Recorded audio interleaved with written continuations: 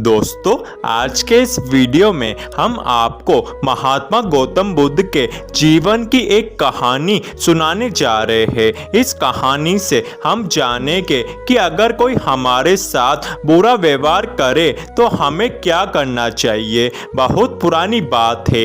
एक दिन गौतम बुद्ध भ्रमण पर निकले थे। घूमते घूमते दोपहर हो चली थी। वे बहुत ही थक चुके थे। उन्होंने देखा कि पास ही आम का एक बाग था। वे वहां चले गए। बाग में लगे पेड़ आमों से लदे हुए थे। कई आम नीचे गिरे हुए थे। महात्मा बुद्ध को उस समय भूख लगी थी। वे पेड़ से नीचे गिरे आमों को उठाकर खाने लगे। भूख शांत हुई और वे उसी पेड़ की छाया में विश्राम करने लगे। कुछ देर बाद बाग में कुछ युवक आए। वे सभी युवक उस आमों से लदे पेड़ को देख रहे थे और थोड़ी देर बाद सभी युवक पत्थर मारकर आम को तोड़ने लगे। वे सभी युवक इस बात से अनजान थे कि उसी पेड़ के दूसरी ओर बुद्ध विश्राम कर रहे हैं। एक युवक ने एक आम को निशाना साध कर पत्थर फेंका तो उसका निशाना चूक गया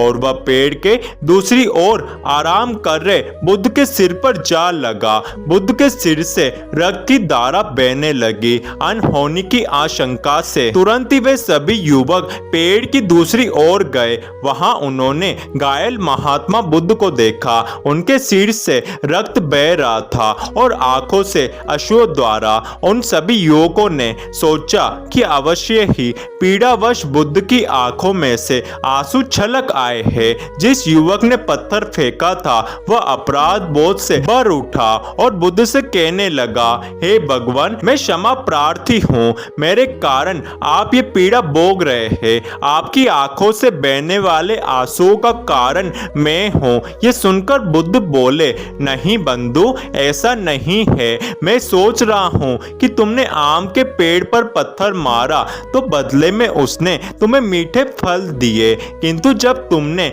मुझे पत्थर मारा तो मैं बदले में तुम्हें क्या दे रहा हूँ? भय और अपराध बोध। यही विचार मेरी आंखों में आंसुओं का कारण है। बुद्ध की ये बातें सुनकर उस युवक की आंखों में से भी अश्रुधारा बहने लगी। दोस्तों, देखा आपने हमारे महापुरुषों के विचार। दोस्तों, महात्मा गौतम बुद्ध के जीवन की ये कहानी हमें ये सीख देती है कि हमें आम के पेड़ की तरह होना चाहिए, परोपकार की भावना से भरा हुआ और सदा दूसरों के भले के बारे में सोचने वाला।